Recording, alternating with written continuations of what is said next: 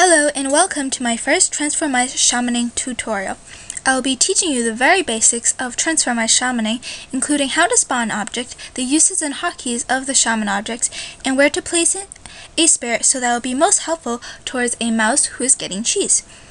And if you miss something while I am talking, don't worry, because I will have a review session at the end of this video. So the first thing that I'm going to teach you is how to spawn a shaman object, which is portrayed in the list right here.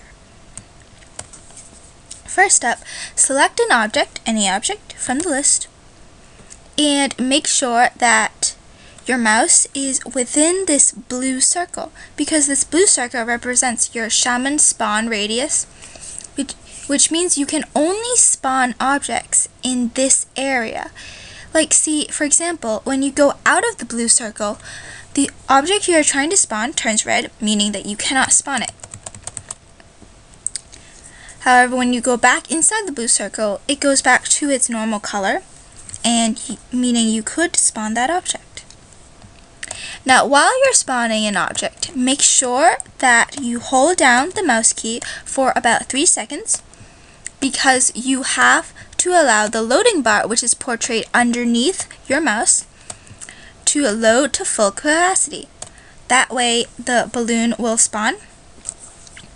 Because if you don't load all the way, you see the object does not appear because you haven't spawned it. So in order to spawn something, you have to make sure that you hold the mouse key down for about 3 Mississippis and allow the loading bar to load to full capacity. So next up, I will be teaching you really the uses and the hotkeys of the shaman objects. Now, the hotkeys are very helpful because they are a time saver, since you don't have to go to this list and select something and then move your mouse over here and then spawn it again. The hotkeys are numbers 1 through 9, and I do not believe that they work on the number pad of the computer keyboard. They are the number keys that are directly above your letter keys on the keyboard. So first up, we have the arrow, this purple thing right here. The hotkey is the number 1, and really what the arrow does is guide mice, if you know how to do it. Like for example, if the cheese is kind of hidden, and a lot of mice might pass it by unless you take the arrows and you point to the cheese, because the arrows are really there to guide mice. Or you could do that to a hidden hole. Next up is the spirit, which has the hotkey number 2. What the spirit does is it boosts mice depending on whatever direction you decide to spawn the spirit in. I find the most useful one is where you spawn the spirit directly beneath the mouse. Now, it's very important that you center the spirit with the mouse and place it directly beneath it, because that will boost them straight up, which in this case is very helpful for them to get the cheese. That is very important. Now, if you spawn the spirit to the left of the mouse, it will boost them right, and vice versa. Spiriting a mouse down like this really doesn't do anything, so I suggest you not do it. However, if you, for example, spawn the spirit right here, it will boost the mouse diagonally, which could be helpful depending on the map. Next up is the balloon. Its hotkey is number 3. And what the balloon does is it really lifts things. Like, for example,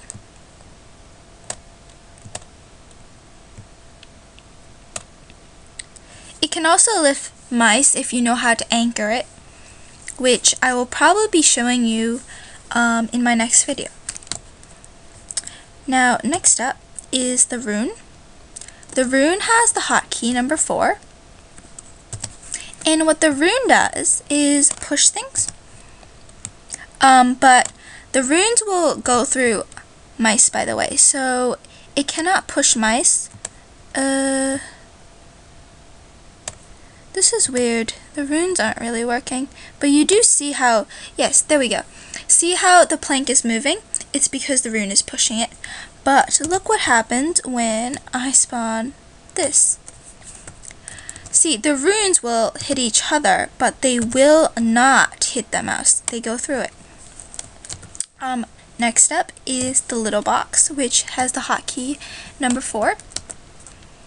The big box is hotkey number 6.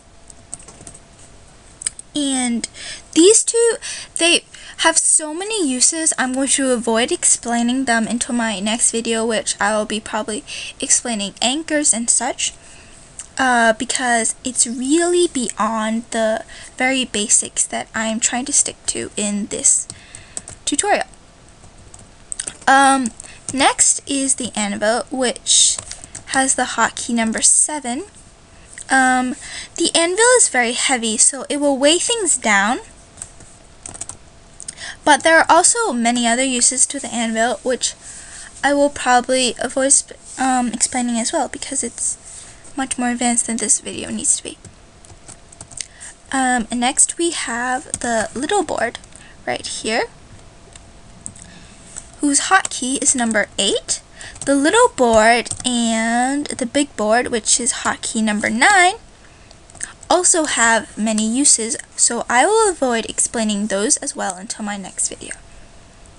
Now, these last 4 shaman objects do not have a hotkey. Like, as I explained before, the hotkeys only go up to 9. And so these last 4, I believe, do not have a hotkey because they are not quite as useful as the 9 that I have explained previously. So really, this is the ball, and the ball really doesn't do anything. I think it's there for fun, but keep in mind that the ball is very bouncy. So a lot of pro shamans use that to their advantage, but I find it kind of annoying. Okay, now these last 3 are cannonballs.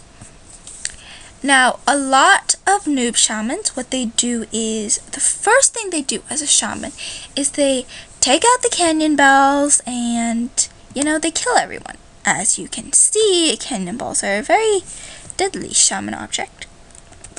I believe this is out of frustration.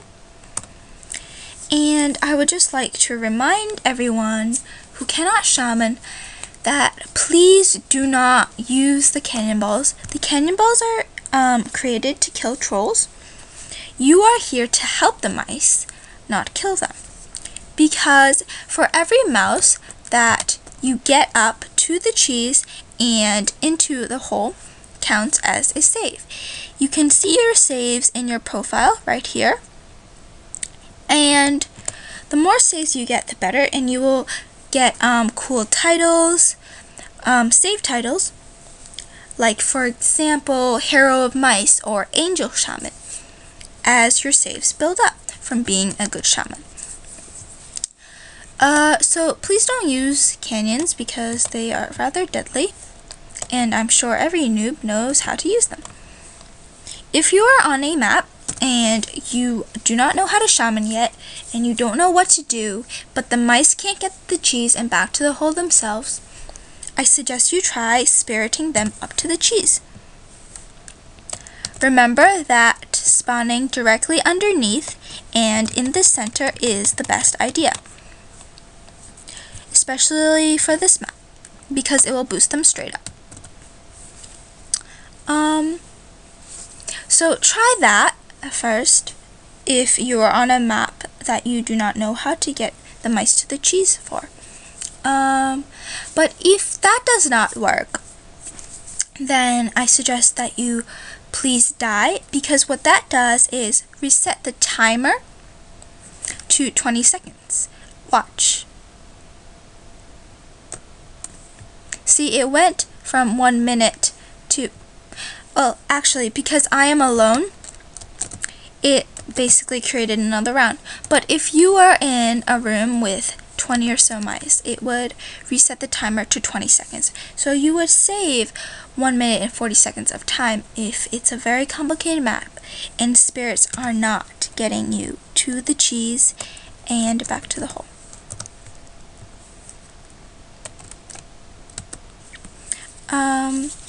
I believe that is about it, but I have one more thing to show you. Remember the shaman radius that I talked about in the very beginning? Well, I told you that all objects must be spawned within this radius, otherwise they cannot be spawned. However, there are two exceptions to this rule. One of them is the spirit. The spirit can be spawned anywhere on the screen, regardless of where you are. As long as it's on the screen, you can spawn it. It does not have to be in your radius, although you can spawn in your radius. It can be off screen. Well, I don't think it can be off screen anymore. They got rid of that glitch, but anywhere in this area, you can spawn the spirit. The second exception to this rule is the purple arrow. See, for the purple arrow, the radius doesn't even appear because you don't need it. The purple arrow can also be spawned anywhere on the screen, regardless of where you yourself are on the screen. I believe that is all. So I will probably go and review everything that I have been jabbering on about for the past few minutes. Okay, so here is the first thing that you need to remember when shamaning. I suggest that you put the video on full screen if you haven't already, because the next thing that you need to remember is pretty large, so I had to make the font rather small.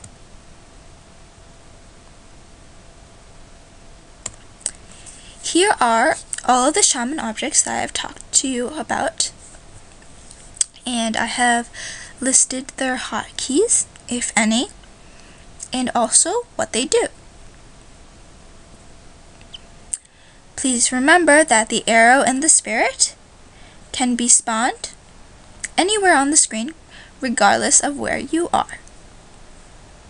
And I will try to explain the uses of the little box, the big box, the anvil, the little board, and the big board in my next video or so, where I'll be explaining anchoring.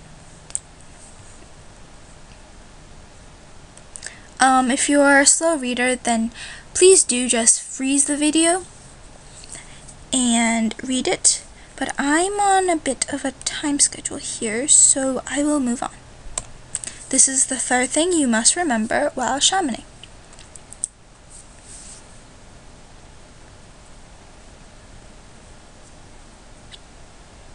As a noob shaman, spirits will probably be your best friend, so it is very important to know how to use them to get the best results.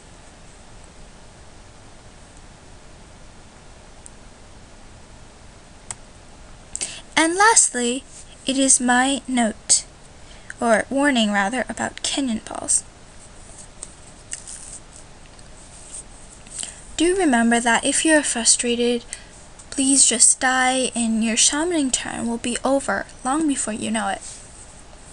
Canyon balls are rarely the answer because they just, they aggravate the players who really want the cheese. And if you feel that you cannot shaman that map, try using the spirits to see if you can get them to the cheese. And if not, just, die. Please do not break out the canyon balls. I believe that is it for my video. So, have a great day and thank you for watching.